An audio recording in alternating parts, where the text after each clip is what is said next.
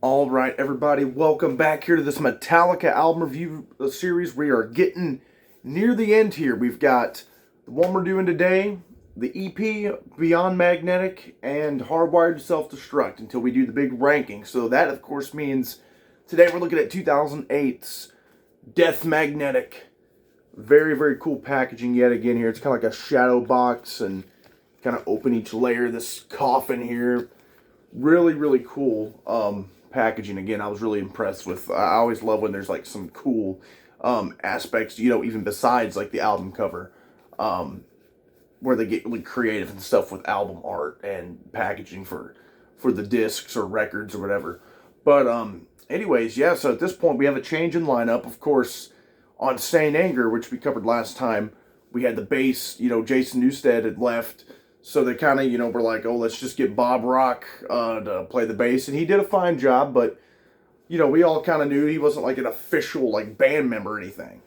But now we got Robert Trujillo on here, his first album with the band. He's been in the band quite a while now.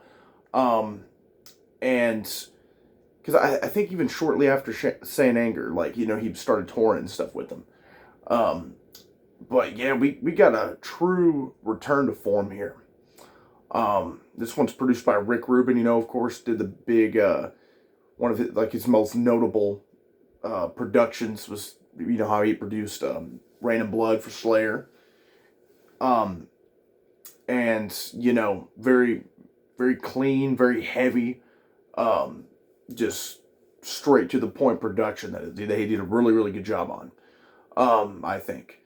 But yeah, we got a big return to form here. This is as thrashy, as this is just a thrash metal fest right here. To me, this album sounds like, if you could, forget all the stuff that happened in between Injustice for All and this one, this would be like, or let me put it this way.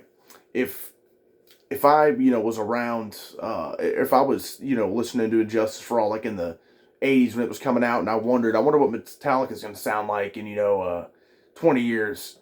This would be what I think they would sound like, and so and the perfect kind of return to form here. So we kick it off right off the bat, heavy as all get out here with That Was Just Your Life. Some dark themes on this album here too, about death, and all that. Obviously by the title, Death Magnetic, and this one is just, the riff is just kick ass and just very, very fast right off the bat here. We've been kind of listening to these different kind of sounds that Metallica have been experimenting with, since Load, really. So Load, Reload, we had the cover album, Saint Anger. It is kind of refreshing here to go back to, as much as I did like a lot of that stuff, going back to just that pure, just thrash metal. Very, very heavy, kick-ass stuff. Love the chorus, the lyrics. This just sounds like a modernized version of, Justice for All, and Justice for All, Master of Puppets, and that kind of era for the band. And that's just a great start off here. Then we go to, man, this one right here, top tier for me. The end of the line. That riff is just sick. You can hear Robert Trujillo's bass just grooving on this thing. Love, love, love this track. Man, the chorus is good. The verses are sick. I love the breakdown. And like, even like the chorus, it's fast paced, to the point. Really powerful stuff. It just kind of, gets its point across really well. And I love, like, kind of in the breakdown when, he's saying like the slave becomes the master, and then it changes up the chorus on that final chorus there where they kick back in, the slave becomes the master, need more and more. That's just badass. And it's just, this one will get you head banging, guaranteed. One of my favorite tracks off here. Love it, man. Love it. This one has always been one of my favorites off here. Broken Beat and Scarred. This one is just like, it gets you pumped up, as well as like, it's kind of empowering, You rise, you fall, you're down, and you rise again. What don't kill you, make you more strong. And it kind of keeps, it uses the repetition, like, not in a bad way, but just, it kind of like, again, just drives home the point, of like, you keep rising, you keep falling, and what don't kill you, make you more strong. And then another cool chorus, show your scars. Really, really, really cool. Um, but I think the lyrics are cool, and again, the repetition kind of that, what don't kill you make you more strong, really does is kind of, it plays in the song's favor because the verses are changing up and really hooky and everything. So another one of my just all time favorites off here, and always, ever since I first heard this album, that one was one that really stuck out to me. Then we get our first kind of and yeah, a lot of these too. There's a lot of lengthier tracks on here. The end of the line in particular is kind of a lengthier one, like about 6-7 minutes. But this next one is pretty lengthy too, and kind of a softer kind of one. More along the lines of kind of like Fade to Black, really. The Day That Never Comes, and man, this one is just a beauty right here. Epic length track here. We get a really cool intro, and I love the clean guitar in here, that riff they got going. James sounded incredible on here vocally, just absolutely phenomenal. And then you get that, kind of, you get that distortion, that distorted guitar, electric guitar coming in there over the clean with that really cool riff as well. Amazing filler solo in between the chorus and the next verse, which the chorus is hooky as all get out. Very powerful tune. Again, talking about a lot of death and, dark stuff on here. This track kind of keeps that theme going, and you get just all kinds of awesome transitions and stuff there, kind of that progressive nature that's returning from, that latter 80s period of Metallica, and really all the 80s Metallica for the most part, but mainly, yeah, like Master Puppets and Justice for All, or where they were like, getting really progressive and stuff in their music. And this track is one that really kind of reflects that, especially near the end here. So fantastic song. Always loved that one as well. Amongst the best off here for me. And same with this next one even. All Nightmare Long. This was the first song I ever heard off here actually. Freaking love it, man.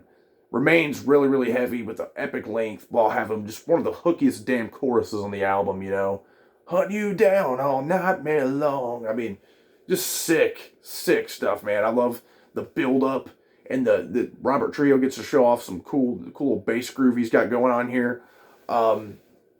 Fantastic. It still is one of my favorites off here, even though it was the first one I heard off here. I've not, and I heard it probably a good while before I ever listened to this album all the way through. I heard All Nightmare Long, but it's still just one of my favorites off here, 100%. Love the solo in it. The verses are cool and pretty dark, and again, it just kind of adds that build up. I like near the end where everything just kind of stops and you hear like a breath, and then James just comes, yelling back that chorus at you. So love that.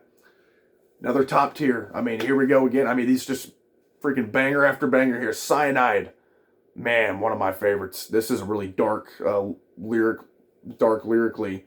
This one is, and like, I mean, the chorus is really hooky. Suicide, you've already died. It's the funeral I've been waiting for. Cyanide, living dead inside, break this empty shell forevermore. I mean, just really cool, yet morbid lyrics. I like the riff in this one a lot too. This one's one of my favorites off here, and just that riff just really drives this thing home for me as one of my favorites. Cyanide is just some top tier stuff. Then we go with the third, Unforgiven. We had the Unforgiven 1 on the Black Album. Then we had Unforgiven 2 on Reload. Now we got Unforgiven 3, which is a really, really solid one. I love the kind of the intro to this, the piano and all that going on. Really, really pretty. The chorus is good and hooky. This one's definitely not. I mean, when you look at like The Day That Never Comes, it is kind of like a power ballady kind of, really, but at the same time not really, because it gets really, really heavy later on in there, especially. This one stays at I mean, it gets pretty heavy because this is another lengthy one. It's got its heavy moments. I mean, this whole album's heavy, right? But this one is softer than that, and kind of even like in the chorus is a little bit softer than like The Day That Never Comes. But the Unforgiven 3 is a great song. Really, really awesome song. I would say it's even better than the Unforgiven 2. I do like the Unforgiven 1 best, even though that one probably is overplayed and everything. And that one, that's just, This is a classic for me, off the Black Album, and more memorable than both its sequels. But this one, it gives the Unforgiven one a run for its money. Then we go to the Judas Kiss, another kind of epic length one that evolves in all sorts of places. I love the pre-chorus, really really hooky pre-chorus, probably even more so than the chorus for me. I love, like, the so what now. I mean, just really really cool. Um, Amazing soloing going on in here with the guys. Just, and not one of my favorites off here, but it still is a strong track on here. As you'll see, especially because we got two more tracks here to talk about, and I don't think either of those are bad at all. I think they're great. Suicide Redemption, the instrumental off here, very cool to see these guys go back to a instrumental. And this instrumental kind of invokes a lot of the emotion without the lyrics, much like those Cliff Burton instrumentals, where, like, the Call of Cthulhu and especially Orion. I wouldn't say it does it as much to that effect there, but it does a great job at it. It really, I mean, the song tells the story without words of suicide and redemption. Like, you can hear that going on, if that makes any sense, right? But and it's just it's an awesome piece right there. Um, and we close it out with, we have the closer is probably my least favorite off here with My Apocalypse. And again, I like it. I think it's a great song and everything, but just with the album loaded, with just freaking killer stuff over and over and over again. If I had to pick a least favorite, it'd probably be that one. That's the one I come back to least out of them. But it's a solid closer and everything. I would have maybe closed with possibly, maybe even the Judas Kiss or the Unforgiven 3 would have been a cool way to close it out. Maybe even, the Day That Never Comes. But, even maybe close it with the instrumental Suicide and Redemption would have been kind of cool, right? But, I mean, I don't think it was a bad choice for a closer, but I just maybe personally would have sprinkled that kind of in the middle there, My Apocalypse. But, again, really good song. No issues with the song whatsoever. So, yeah, great stuff all the freaking way through. Love this album. I've always been a fan of it ever since I first heard it. And it is really cool and refreshing to kind of, since we've been going in order here, to be like, hey, we've had all this cool different, experimental stuff that Metallica's been doing, again, with, the two Load albums, Garage Inc., and then Saint Anger, and then, bam, fast forward right here, and it's like picking off where Injustice for All left off. And it even has like a similar kind of dry kind of production in a good way. Not to the extent of Injustice for All, because, like, Lars's drum sound is quite a bit different on here.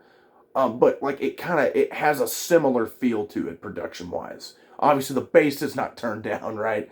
But and the songwriting too is very reminiscent of Injustice for All. I mean, hell, the covers even are both white, but just fantastic stuff that is really cool to see them go back to kind of, what got them to the game in the first place, except, not sound like they're, not being repetitive and, just kind of repeating the same thing, because there's a lot of different, this is all sounds like fresh and new, but at the same time being just like the old way they kind of did things, which is just a beauty right there, man. I love Death Magnetic.